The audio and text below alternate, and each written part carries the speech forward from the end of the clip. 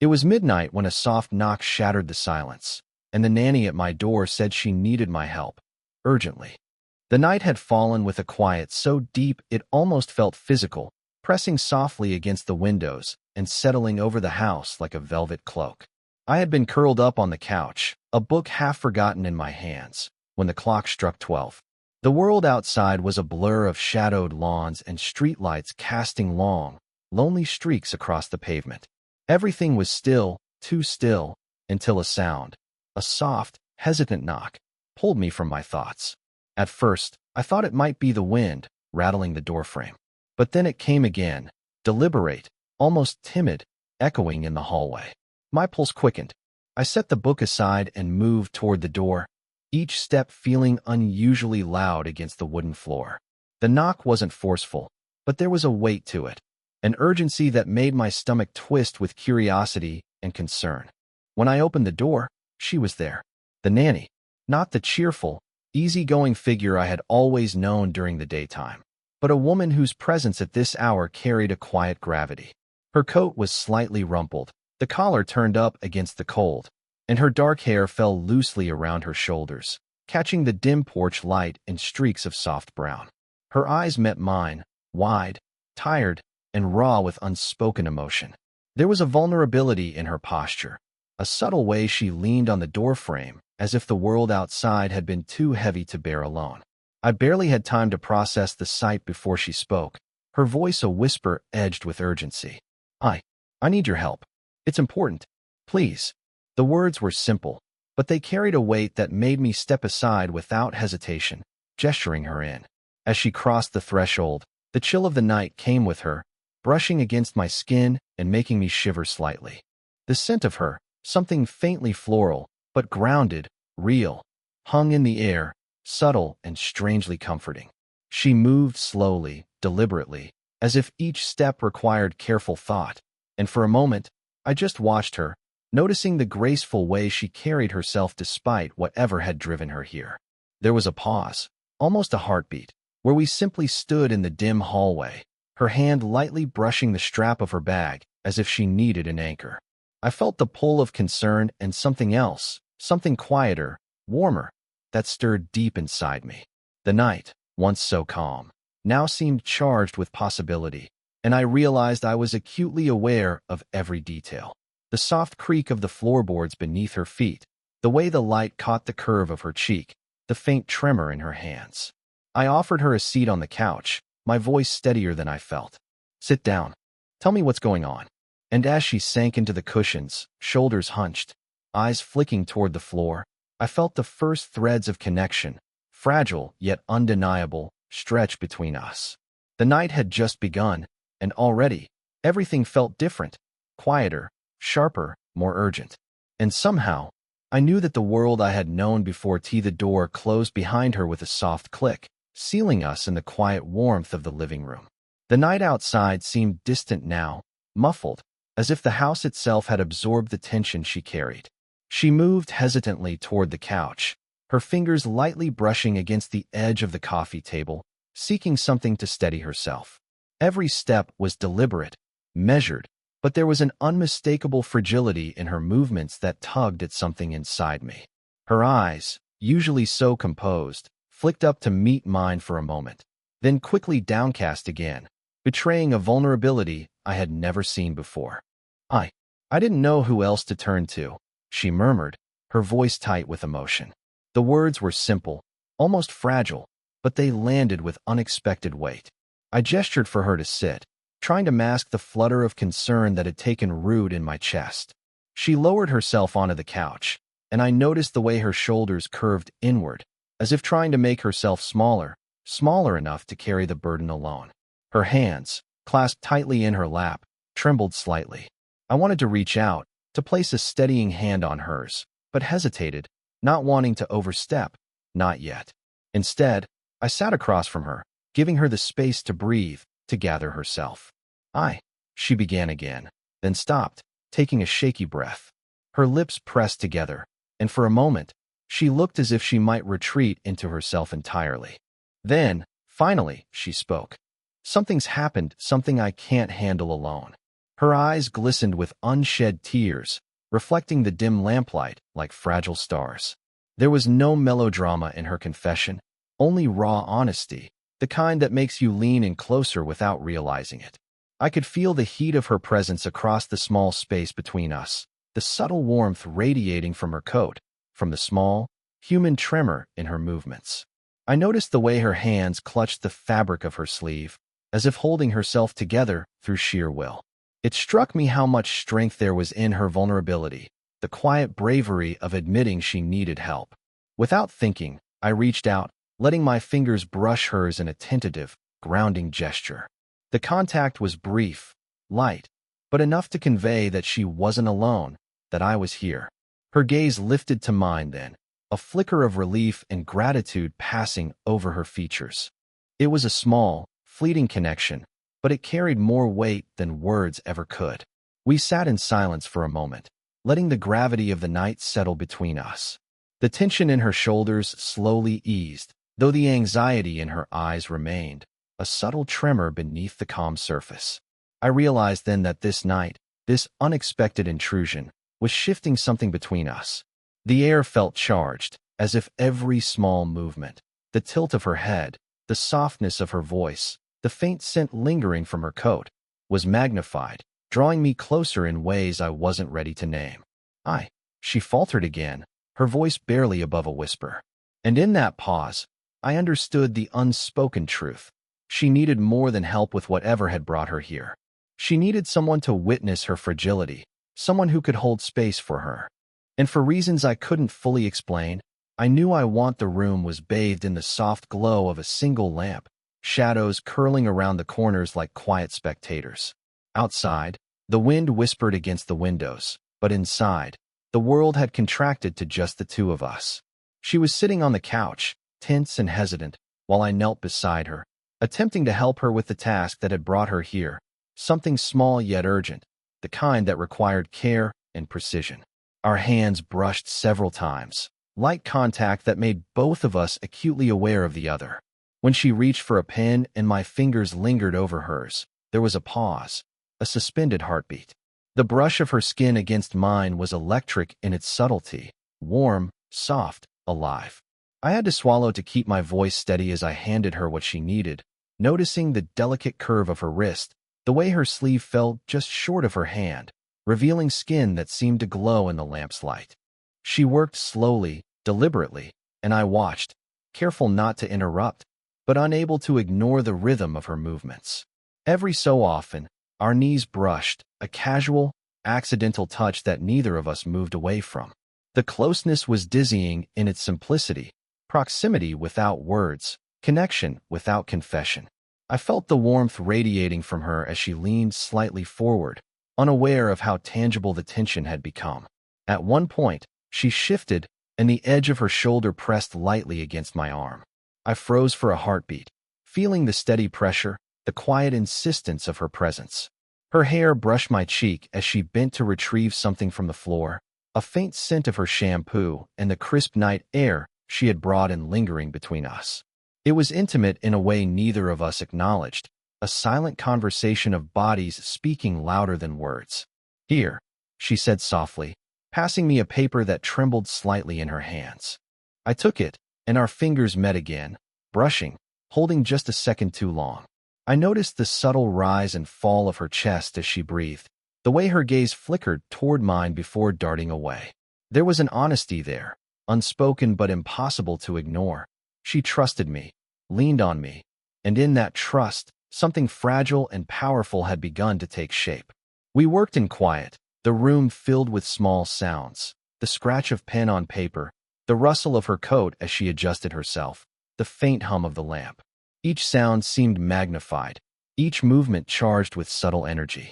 I could feel the tension in her shoulders, and instinctively, I reached out to steady her, resting a hand lightly on her back.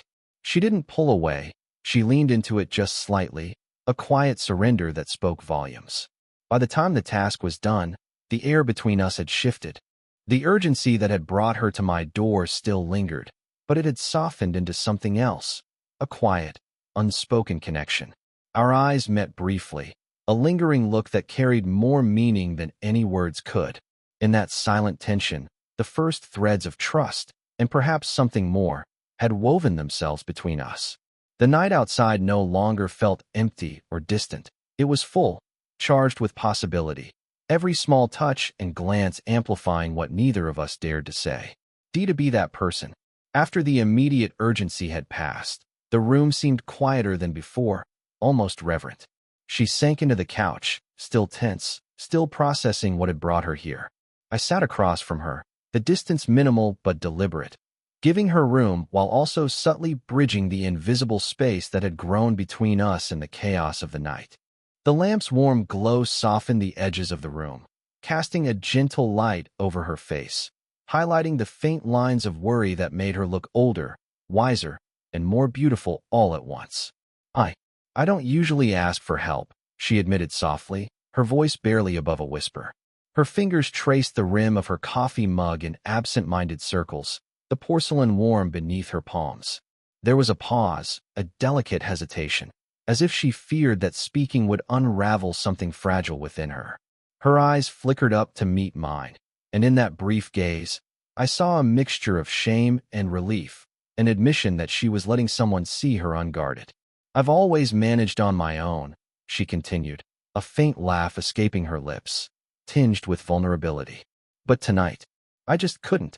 Her confession was simple, understated, but it carried the weight of years of independence and self-reliance, now softened by the quiet desperation that had driven her to my door. I felt my chest tighten, an instinctive pull toward her, wanting to ease that burden in any way I could. I noticed her hands tremble slightly as she sipped her coffee, and without thinking, I reached out. My fingers brushed hers, not as an intrusion, but as a steadying anchor, a small gesture to convey that she wasn't alone. She didn't pull away. Instead, her fingers lingered against mine, a subtle, almost imperceptible acknowledgement of trust. The warmth of her touch against my skin was grounding, yet electrifying, a paradox that left me both calm and aware of every beat of my own heart. We fell into a silence that was neither awkward nor uncomfortable. Instead, it was a quiet space for understanding, a shared acknowledgement that the night had shifted something between us. She tilted her head slightly, her eyes softening, and for a fleeting moment, she allowed herself to lean closer, as if the proximity offered comfort. The faint scent of her perfume, mingled with the lingering warmth from her coat, filled the small space between us, creating an intimacy that words could never fully capture. I don't know why I feel so safe with you, she admitted finally, her voice breaking the silence. It's silly, isn't it? I shook my head gently, because it wasn't silly at all. I understood completely. The pull of trust, the quiet magnetism that draws two people together in the stillness of a night like this. For the first time since she arrived, she looked relaxed, though still hesitant. Every glance, every subtle touch, every pause in her speech conveyed volumes. And I realized then that the unspoken bond forming between us was not just about the night's crisis. It was about something deeper, something slow-burning and real. The room felt warmer now, not because of the lamp, but because of the quiet connection we shared. Our confessions had created a fragile bridge, and the hesitations, the glances, the brushes of hands, the gentle nearness, were the first steps towards something neither of us dared to name aloud. By the time the clock nudged past 2 in the morning, the earlier tension had settled into a quiet, almost fragile calm. She sat on the couch, her posture slumped, exhaustion etched into the graceful lines of her body. Her face, usually composed and confident, carried the weight of the night's ordeal, a mixture of worry, fatigue, and vulnerability that made her seem simultaneously more human and more beautiful. I could see the tremor in her hands as she clutched her mug, the faint quiver in her lips as she tried to speak, and my chest tightened with the instinctive need to protect her, to steady her. "You should sit back," I said softly, careful not to startle her. "Take a breath. You've been through a lot tonight." She shook her head faintly, but the fatigue in her eyes betrayed her, pulling her toward the couch cushions like gravity.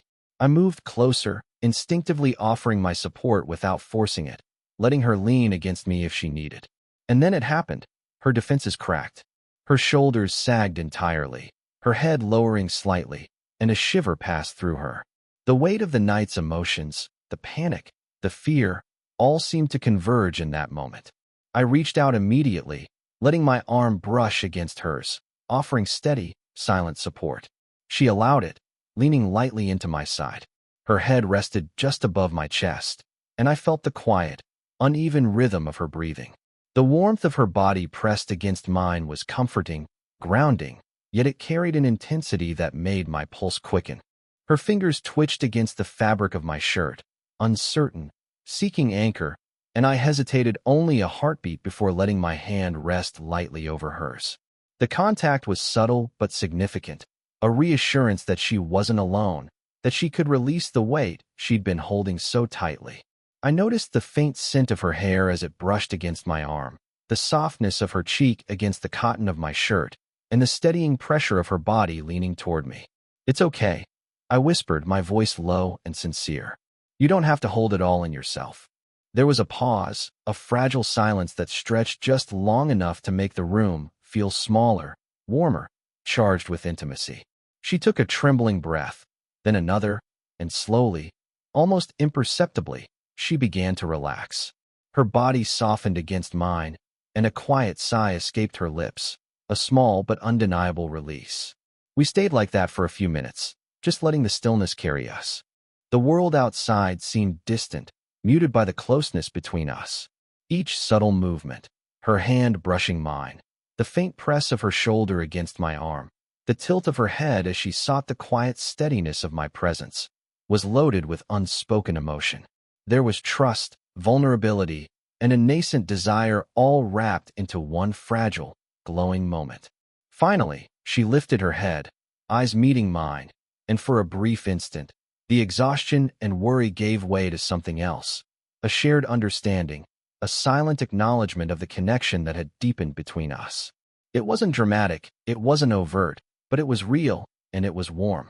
The night's urgency had drawn us together, but it was this quiet, heartfelt moment, her near collapse, my steady support, that cemented the slow, careful bond forming between us.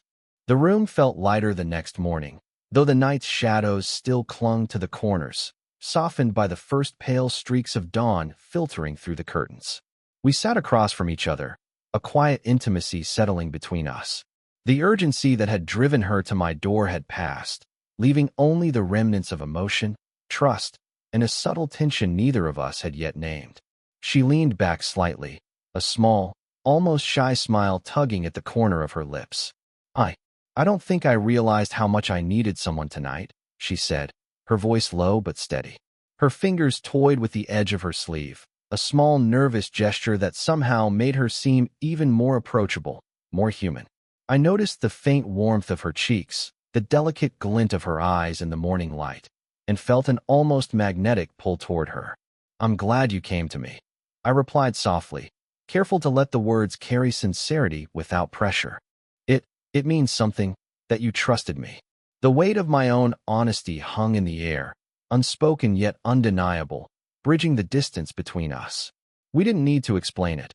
Our shared vulnerability said more than words ever could. For a while, we sat in comfortable silence, the kind that doesn't feel empty but full of understanding. I watched her shift slightly, the faint brush of her hand against the couch arm catching my attention. It was accidental, casual, yet in the charged quiet of the room, it felt like an invitation. I moved closer, careful to match her pace, offering proximity without intruding. "Do you ever feel like no one really sees you?" she asked suddenly, her gaze lifting to meet mine. There was no melodrama, only quiet vulnerability. I nodded, understanding immediately the subtle ache of being alone, of navigating life with a sense of composure that hides the chaos beneath. "Sometimes," I admitted, "I think people see what you show them, not what's underneath. But tonight, I felt like you let me see a part of you that isn't often shared." Her eyes softened, the faintest quiver of emotion passing across her face. She let out a small, genuine laugh, one that made the tension in the room dissolve into something warmer. "I guess I just needed someone steady, and you were." The words were simple, understated, yet carried the full weight of her gratitude, trust, and emerging affection. As we talked, the unspoken connection grew stronger. Each glance, each subtle gesture, the way she tilted her head to meet my eyes, the faint brush of her hand when reaching for the mug, the ease of her laughter, deepened the intimacy between us. It wasn't overtly romantic yet, but it was unmistakable, a slow, deliberate building of trust and closeness, the kind that grows into something meaningful over time. By the time our conversation naturally tapered off, the air between us had shifted. There was comfort, warmth, and a mutual recognition of the bond that had formed. We shared something fragile and profound, a moment of emotional honesty that left the room humming with possibility. Every small glance, every accidental touch, had layered the foundation of a connection neither of us wanted to rush, but both of us were acutely aware of. For the first time, I realized that our relationship wasn't defined by the night's urgency alone. It had become something slower, steadier, a quiet, human intimacy built on trust, vulnerability, and subtle, lingering affection. And in that realization, the slow burn of something deeper, something lasting, began to feel inevitable. The first light of dawn filtered through the half-open curtains, casting a gentle glow across the living room. The night's urgency had faded, leaving behind a calm that felt almost sacred. She sat in the soft armchair by the window, her figure outlined by the pale sunlight, a serene contrast to the tension and vulnerability she had carried the night before. Even in repose, there was an elegance in the way she held herself, a quiet strength softened by the warmth of the shared night. I stood near the kitchen, sipping a cup of coffee, watching her without really thinking. The steam curled upward in lazy spirals, but my attention was entirely on her. The subtle way her hair caught the morning light, the gentle arch of her shoulders, the delicate curve of her lips as she glanced up at me and offered a faint, tired smile. It was a smile that seemed to acknowledge everything we'd shared, the fear, the trust, the moments of unspoken connection, and yet held the promise of what could come. "I should get going," she said softly, her voice carrying just enough weight to show she was still cautious, still aware of the line between closeness and propriety. But even as she spoke, I sensed the hesitation behind her words. She lingered near the doorway, glancing back at me as if unsure whether to leave or stay a moment longer. I set my cup down and walked over, keeping my movements slow, unhurried, giving her space while closing the gap that had existed all night. "You don't have to rush," I said, my voice gentle. "Stay for a moment if you want. No one's going to judge." She hesitated, a flicker of vulnerability in her eyes, and then stepped closer. Our shoulders brushed lightly as we walked toward the door, a subtle contact that spoke volumes. The morning air drifted in from outside, cool and crisp, mingling with the warmth that lingered between us from the night's intimacy. I could feel the soft press of her hand against mine as she reached for the doorknob, a fleeting, deliberate touch that made my pulse quicken. As she turned to leave, she paused, and for a heartbeat, the world seemed to shrink to just the two of us. I reached out instinctively, letting my hand rest lightly on her arm. She leaned into it slightly, a quiet acknowledgement that she trusted me, that she felt the connection as strongly as I did. Our eyes met, and in that silent gaze, every unspoken feeling, the gratitude, the concern, the slow-burn tension that had been building all night, was laid bare. Finally, she smiled fully, not the faint, tentative smile from earlier, but a warm, genuine one that carried a sense of peace. "Thank you for everything," she said, her voice soft but steady. "I don't know what I would have done without you." I nodded, squeezing her arm gently, savoring the subtle warmth, the lingering presence, the shared understanding that words could never fully capture. "You don't have to thank me," I said. "I'm just glad you're okay." As she stepped outside, the sunlight caught her hair, giving it a soft, golden halo. I watched until she disappeared down the walkway, the quiet resolve of the morning settling over me. The night's events had left an indelible mark, an unspoken bond, fragile yet undeniable, and the promise of a slow, careful connection built on trust, shared vulnerability, and gentle affection. And as the door clicked softly behind her, I realized something profoundly simple yet powerful. This night had changed everything. Not with drama or spectacle, but with the quiet intimacy of presence, the subtle warmth of touch, and the deep, unspoken understanding that we had both been waiting for. And somehow, in that silence, the slow-burning story of us had truly begun.